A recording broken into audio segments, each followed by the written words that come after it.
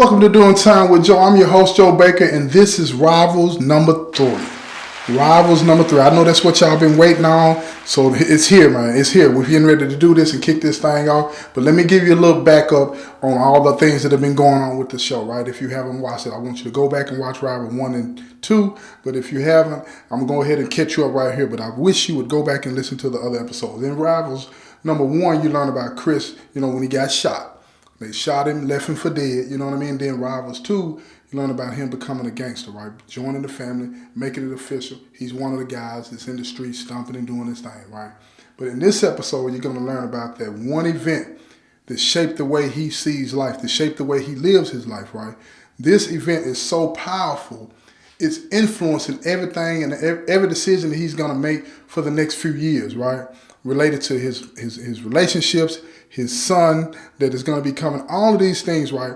This one event is what's about to shape it, right? So just sit back, relax. I hope you learned something from this show. This is a serious thing. It's a serious topic. And like I told you before, this is a true story, y'all. True story. The brother that is giving me permission to do this, he wrote this story out for me, and I'm going to be reading this letter to y'all again and again and again until it's all said and done and the whole thing is done, and so you get a full picture of who he is in this lifestyle, right? Because I want y'all to really understand it, right? So sit back, relax, and enjoy the show, okay? The story you're about to hear is true. The names, places, and affiliations have been changed to protect the identities of the actual participants. There's gotta be some way to stop this vicious cycle. Death to all my rivals, death to all my rivals. Success to my affiliates and all my idols. But death to all my rivals, death to all my rivals. It's gotta be some way to stop this vicious cycle. Death to all my rivals, death to all my rivals. Success to my affiliates and all my idols. But death to all my rivals, death to all my rivals. One of ours, we kill one of yours. It's a vicious cycle. Money and drugs up in the mix just keeps the interest hiking. It's on sight, so when I catch you, clash of the titans. If I can't shoot you, I'ma fight you, knuckle up and knife you. Cause in my hood, yo, it's all about survival. Watching my opposition through the crosshairs of a rifle. Dog light, it wasn't enough cracks to let the light through. Welcome to Doing Time with Joe, a show about the rivals. Rivals. Dear Joe, I didn't choose this life. It was chosen for me. Yeah, I know I asked my pops for permission to join, but I didn't really want to. I was seeking approval like most people do, right? But in this situation with me, dealing with me, it was different because you got other people out there in the world, they want to become a part of this. I was born into this. I didn't have a choice. Yeah, I asked for permission, but at the end of the day, what other opportunities did I have? I didn't have anybody around me pushing me to become a doctor or a lawyer or anything like that. All I saw was gangsters, prostitutes and pimps, drug dealers on the streets. Everything in my world was about doing something illegal. But that's what I was dealt. And I dealt with it. As I said in my last letter, the way my mother and father hugged me the night before they left to go put in work on the people that shot and left me for dead, it confused me. I didn't really understand it because my pops had never really embraced me like that. It woke something up in me. It woke something up in me that I had never felt before. And in those few seconds, of what I was feeling, I feel like I believed that that was real love. I had never felt that. Everything that I was feeling was that gangster love. And if you know anything about the life, and I know you do, Joe, gangster love, that's not real. That's not real because it's conditional. But the love of a mother and a father, it's unconditional. And I felt that from my pops that day. And I don't know what it was, but I wish that I could have that. So, when they pulled off, I knew that that's what I wanted. I knew that's what I wanted. I didn't want this lifestyle. I wanted my moms and pops. I wanted to be a family, Joe.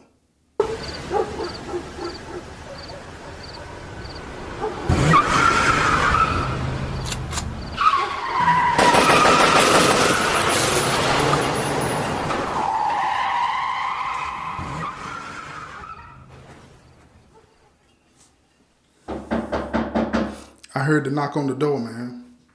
I heard the knock on the door. They hadn't been gone long. I got to the door, I opened it, and all I saw was some of the brothers telling me to grab a bag and let's go. I'm like, what's going on? Where my moms and pops at? Nobody would tell me anything. They just said, grab a bag and let's go. So I grabbed some clothes and threw them in the bag. I didn't know where we were going.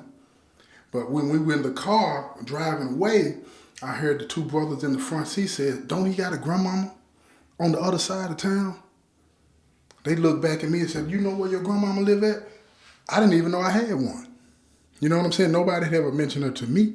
And I'm saying, why am I going over there? What's going on? Where's my moms and pops at? They turned back around facing the front and they was driving.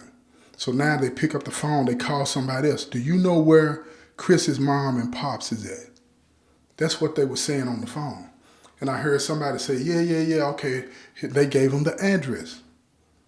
Next thing I know, I'm standing on the porch.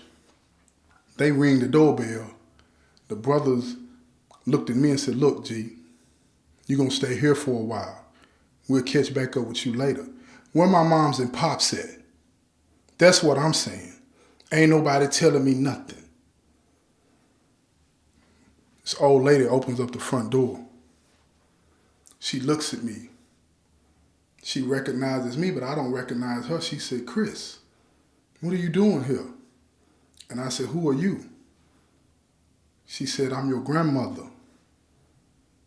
I'm your mother's mother. She said, come on in. Why are you standing out here? I stepped in. She said, what's going on? And I told her what happened. I said I was at home. My moms and pops left. They were going to come back. I didn't tell her they was going to put in work. I said they left. They didn't come back. And two of the brothers brought me over here and said, I'll be staying over here. So she looked at me, confused, not knowing what's going on. I seen her pick up the phone and call. Nobody answered. Nobody answered. So she said, come on in the kitchen. Have you had anything to eat? I was like, nah, I ain't had nothing to eat. She said, no, ma'am. There ain't no nah in this house. Nobody had ever spoke to me like that. You know what I'm saying? So I said, no, ma'am. I haven't had anything to eat. So we went in the kitchen. She turned on the TV. Breaking news. Gang shooting on the other side of town, right? 2 people had been killed in a car. I looked on the TV and I seen the car, recognized the car. It was my pop's car. I saw a body hanging out one window and I saw another person leaning forward in the front seat, like leaning forward on the dashboard. Crime scene tape all up. I saw a couple of people laying on the streets. I'm looking at it and I know who it is. A tear ran down my cheek. I didn't know what to say. My grandmama, she's looking at it. She said, you know who that is, boy? I said, yeah. She said, yes, ma'am. I said, yes, ma'am. She said, who is that? What's going on? I said, that's my moms and pops right there. So she looked, put her glasses on, got up on the TV real close, and they can see it. She could see it. But they, at the bottom of the screen, it was like they hadn't identified the people in the car yet, right? So she's looking. She can tell it's her daughter. She looking, then she grabbed her mouth, and she said, oh, like she was about to cry. Then she said, boy, what is going on? I said, I don't know. I don't know. She called the police. She said, I'm looking at TV and I see a shooting on the other side of town that looks like my daughter in that car. So the policeman asked for her address. She gave him the address. Within 5 minutes, they were there. They got me hemmed up, asking me, because she tells them that I just got dropped off by 2 other people, and I'm the son of her daughter that was in that car. So they asked me, who was that in that car and what was going on? I said, I don't know. She's looking at me and said, boy, you better tell them what's going on. I couldn't do that. I really didn't know what was going on. But I remember what my father told me when I was in the hospital when I got shot before. Don't say nothing to the police. Now, keep in mind, I'm still a kid. I just see my moms and pops on TV dead. The police is over here at my grandmother, which I had never met this woman. The police are over here questioning me about my moms and pops in the car, and I'm so messed up in the head, I don't tell them nothing. I don't tell them nothing because I don't know what to do. This is what I've been taught. But I didn't understand that I was hurting the situation by not telling them what I knew. Because by not telling them what I know, they couldn't find out what was going on because I didn't know anything. All I knew is that they were going in to put in work against the people that had shot me years ago and left me for dead. But don't nobody want to tell me nothing. Just drop me off. These people that have been around me my whole life, drop me off over at a stranger's house. I don't know this woman. I don't know this woman. So when the police turns around and looks at me, he said, yeah, you just like your daddy. I'm looking at him and I'm thinking about what my dad is telling me, you know what I'm saying, about the police, how you can't trust them, ain't none of them worth nothing. And I'm just looking at him. And I started to feel that hatred for him just building up in my chest. Just keep staring at him. He's staring at me. I know what he's thinking about me. He's thinking I'm a piece of shit. And I'm thinking the same thing about him. He ain't nothing to me. So they tell my grandmother when he gets ready to talk, call us. Until then, it's just some more niggas in the street. This is what he tell my grandma. She comes back in, she lets them out. She come back in the room and said, boy, why come you didn't tell them what you know? And I told her, I don't know nothing. She said, well, what happened? Not telling her nothing either. Why would I? I don't know her. I don't know her. I don't even know why they dropped me off over here. So I sat down. She fixed me a plate.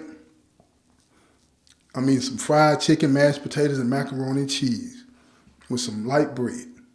2 pieces of white bread and a cup of Kool-Aid. I'm sitting there eating, forcing myself to eat. She sat down at the table. She's trying to talk to me. She said, boy, you look just like your mama. I don't know what to say. I keep my head down eating. I look up at her every now and then because this is awkward. I don't know this woman. I've never met her a day in my life. My mama never told me about her. I don't even know her name.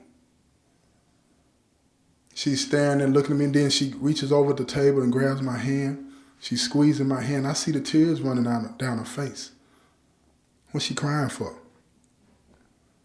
What's really going on? I don't even understand that. You got to keep in mind, at that age, at that time, with what I knew about the world, I'm so disconnected. I'm looking at her like, what you crying for, lady? But this lady was crying because her heart was broken. This was my grandmother. She never, ever, as far as I knew, as far as I can remember, had seen me before. And now she's watching the TV and sees that her daughter is dead. And then the police officer that comes over here, he's disrespectful and telling me it's just 2 more niggas in the streets. So she's looking at me like, what's going to happen now? She looks old. She can't raise me. So after a couple of days of being there with her, she makes a call down south to Memphis, Tennessee. We got an auntie down there, right? I didn't even know I had an auntie. My mother got a sister that I never even heard about. I got family that I've never met in my life. So my grandmother tells me that she's going to put me on the bus to Memphis. I said, I'm not going to no Memphis. She said, boy, you going to Memphis. I can't raise you. I'm too old to be trying to raise a child. Well, you know what it is. You know exactly what it is. That night, when she went to sleep, I jumped straight out the window, trying to make my way back to the house. I get back over there, everything is still the same. Prostitutes and pimps in the streets. Everybody running up and down the street trying to buy dope, right? Then I go holler at my pops, second in command, trying to talk to him. He said, "What are you doing over here?" I said, "Man, I'm coming back home." He said, "You don't live over here no more, man."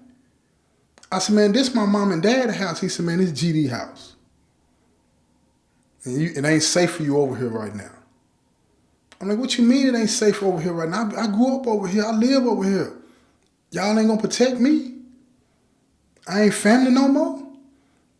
Then he looked at me. He didn't even say nothing. He grabbed me by my collar, walked me over there to his car, threw me in the car, and drove me right back across town to my grandmother's house and told me, "Look, man, when the time is right, I'll explain to you what's going on. But right now, you can't be over there. That's just dead on that." And he said, "Trust me on that, man. I'll get back at you about this. I promise you, I'll let you know what's going on when the time is right. But right now, it's not that time. And you need to stay somewhere where it's safe." But they ain't doing nobody else like that. But I didn't realize who my daddy was. He ran the whole city. Everybody answered to him, and now he had been killed, and his wife, which is my mama. Together they ran the city for the folks. And they had been slaughtered in a shooting where they were going to put in work. How did that happen? How did that happen? So I'm back at my grandmother's house. She put me on the bus. I'm headed to Memphis. I ain't never been out of the state. I'm going to Tennessee. Ain't nothing but country folks down there. I don't know what's going on. I get down there, my auntie and them, they waiting for me at the bus station. Pick me up. Everybody run up and hug me and say, "Hey, cuz, what's up, cuz?" All this old kind of stuff. I don't even know these people, man. That's another thing that this lifestyle will do to you. It'll alienate you from your blood. The people that love you, the people that's in your vein, it'll alienate you from them. Remember that now, y'all. All of y'all out there that want to do this. But you'll build a family around people that have the same interests as you, as brothers and sisters as you as far as the business is, but they ain't got no genuine concern for you like your parents, your aunties, your uncles, your cousins, your grandparents. But they'll make you feel like they do. Okay? But it ain't real. Because as soon as something happens, things change. Just like it had for me. My mother and father get killed. Ain't nobody told me how or nothing. What happened? Now I'm on the way in another state. And done met two family members that I ain't never met in my life, never been told about in my life. So now I'm sitting down here in Memphis, Tennessee. These folks sounding all weird. "What up, man?" and all this. I ain't never heard nobody talk like that. I can't relate to none of these people. But one good thing about it, I'm sitting on the porch. This girl come outside. Her name Keisha. You should have seen Keisha, Joe. 5. Number of hips and fingertips, and she chewing that chewing gum like she just all fast with them big hoop earrings in her ear, braids going to the back, 6 braids at that. I made me wonder, is she the business? And she's standing there looking at me, I'm looking at her, and we just like, She said, "What you doing down here? You from Chicago?" That's how she talk. "You from Chicago?" Real country. Chewing on that bubble gum. Then she grab it with her finger and then pull it out of her mouth. Like she just all grown, right? Me and her both 15 going on grown. Don't know nothing, but we looking at each other like we know. Now I'm standing there thinking, okay then, let me shoot my shot. Keep in mind, I ain't even kissed a girl in my life. But I'm the city guy. I got to play my role. You feel what I'm talking about? So me and Keisha, we sat there, we started talking, kicking it. Her mama come out. Said, "Who is that boy over there?" She introduced me. I introduced myself. "Hey, how you doing?" Blah, blah, blah. All of that kind of stuff. She said, "Oh, you the one they brought down here from Chicago." I said, "Yes, ma'am." She said, "Okay, you better watch yourself. You better watch." She telling me I better watch myself. Yeah. Talking about her own daughter. Now talking about her own daughter is fast, right? Little did I know that her mama was a prostitute, her daddy was a pimp. Yeah, they faster than me. You know what I'm saying? Faster than me. So after a couple of days, I'm down there. My auntie and them get me in school. They enroll me in school. And I'm going to school. I don't like it. I see that I'm far behind. I'm not learning anything. I don't want to be there because I'm still thinking about my mom and my dad. Ain't nobody explained nothing to me, told me nothing about my mom and dad, how they died, why they died, what's really going on. I knew they were going to put in work, but nobody told me what happened to them. How did they get ambushed like that and get killed like that? It made me think somebody set them up. But I don't know. I don't know what's going on at this point. So I'm coming home from school one day, and I'm walking down the sidewalk, me and Keisha, you know what I'm saying? And by now, you know, me and Keisha, we really vibing, you know what I'm saying? Ain't nothing happened at this point, but we really vibing, you know? Coming down the sidewalk, and she's telling me, she said, you know them boys you at school today, they said they don't like you. I said, oh, really? She was like, yeah. She said, and they gangsters too. I said, gangsters? Yeah, I ain't got no gangsters down here. She said, you don't see all these people running around, all these blue flags and all this and that and whatnot? I'm like, yeah, I see it, but ain't no gangsters down here. Gangsters from Chicago. I'm saying this because this is all I know, right? She said, are you a gangster? I ain't answer. I ain't tell her nothing. You don't tell nobody to be in it. See, that's what's wrong with everybody. They talk all, telling everybody to be in it these days. I ain't telling nothing. I had been taught not to talk about it, so I didn't talk about it. To me, she was just a peon. She was a good-looking peon, but she was a peon. You know what I'm talking about? But anyway, I'm walking down the street, and I see a car that I recognize. It looks like my dad's second lieutenant, second in command. It looks like his car. So I start walking up on it.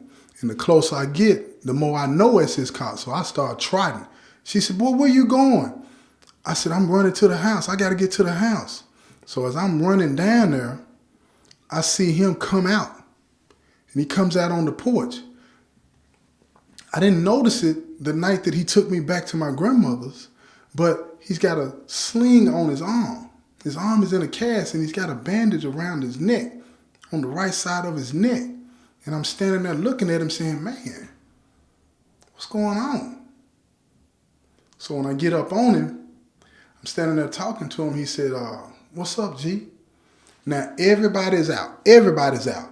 And they're watching me talk to him. Everybody in this neighborhood is watching me talk to him. And I'm saying to myself, man, something's going on. Because they're looking at me weird now.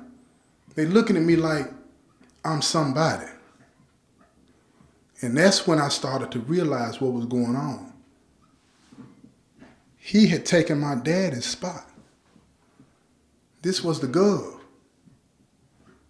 He was running the city now. And he had come down to Memphis to let them know who I am. And now everybody's looking at me like I'm somebody. And that's what blew my mind. Because now all of a sudden, these people in the neighborhood, these dudes in the neighborhood that had been giving me these snotty looks and all of these types of things, now all of a sudden, they looking at me like, oh man, he the business. Yeah, I'm the business now. So, you know, he took me to the side and he's talking to me. He's trying to tell me what was going on and what happened to my parents and how they died and everything. And he told me, he said, look, when they pulled up that night, he said they were waiting on him. They was waiting on him. He took a bullet in the arm and the neck. They sprayed my mom. He said my mama died first. She got shot right between the eyes. She was leaning out the car. Shot her right between the eyes. Then you look at my daddy, where he got killed. He got shot. He got shot over 8 times. Killed him. But somebody was waiting on him. And they've been investigating. They think they figured out who it is, and they finna pull up on him as soon as he gets back to Chicago. But don't nobody really know what's going on. But they think somebody set my mom and dad up. Now I'm looking at him like, why would somebody do that? The way my mom and dad had treated everybody. And he said, look, man, this lifestyle that we choose to live, it's not a lifestyle where everybody's cool. It may look like, he said, everybody that claims they're your folks ain't your folks. He said, this is a cutthroat thing. He said, that's why I had to get you away from there. I had to get you out of the area because I thought somebody was going to try to come after you. Because if somebody was bold enough to cross your daddy, knowing the status that he had in the whole city, then you had to be next. So that's why I brought you down here. And don't nobody know you down here but me and a few of the guys. And you're going to stay down here until it's safe for you to come back. It might not never be safe for you to come back, but you're going to be down here and you're going to be all right. Because he said, these my people down here. He said, you see all these people out here? These are your brothers and sisters now. And I'm letting everybody know, if you mess with him, we coming back. And if we have to come back down here, it's going to be a problem. This is what he's telling everybody. Now everybody's standing around, shaking their head like, that's what's up, folks, that's what's up. We got him, he's straight, M-Town, all that old kind of stuff, right? So now all of a sudden, I'm standing around, I'm looking around everybody, my chest starting to stick out. I'm feeling myself now. But at the same time, man, I'm missing my mom and dad, man. And I want them. I'll take them back over all of this stuff. I don't want none of this stuff. I want my moms and dad back. Ain't none of this stuff mean nothing to me. That's what I want. I want to be around my moms and dad. But I can't have that. I can't have that as long as I'm on this earth. They gone. Ain't no coming back.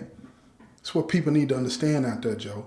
They need to understand that in this lifestyle, when you die, it ain't no hit replay or reset like you playing a video game. You gone. You gone. And don't nobody care nothing about your tears. Don't nobody care about none of that. You crying, whatever it is, don't nobody care nothing about none of that. In this lifestyle, anything goes. So that's when I started to get it. My heart got real hard and cold then, Joe.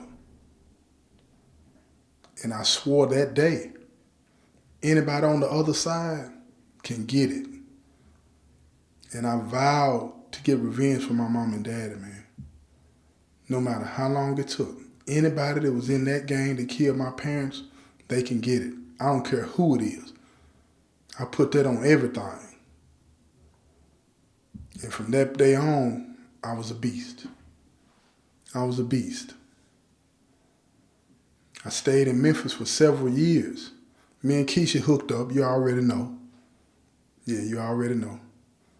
She had a little boy, my son, Chris Jr. Yeah. That's when my son came into the world. I was number 18. She was 17, turning 18. Now we got us a little boy. Now we out there hustling. You know, she getting money, you know, doing the same thing her mama doing. I don't care. You know what I'm saying? That's just what it is.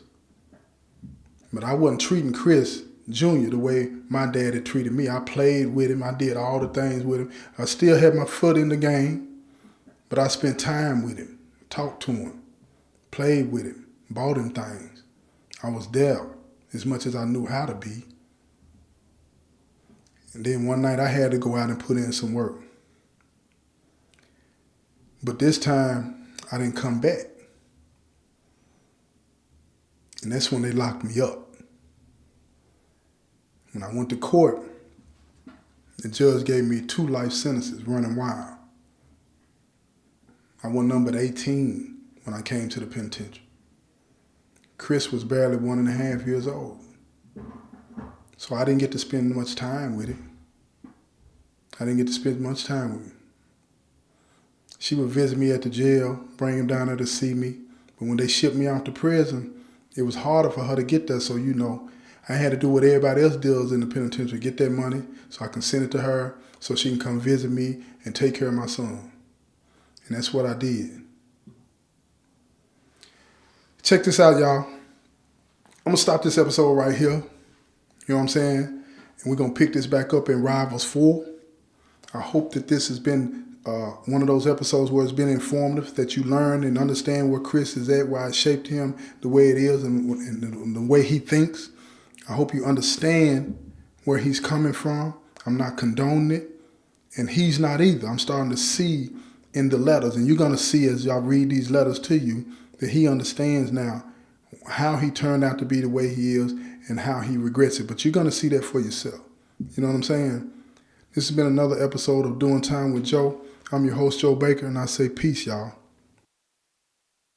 Critical thinking if you hustling or banking. Harder ain't smarter. Tough yelling and arguing made me carve you with a carbon. Humbling giants. 50 bananas going defiant. No IG beefing, street sweeping. I come with reapers. Fuck your people, fuck the judge. You wanna ride this how you thug. I wake up, wash my face with blood. Back to dancing in mud. I read the scripture with this folk nigga. Be damn if I get blamed by a whole nigga.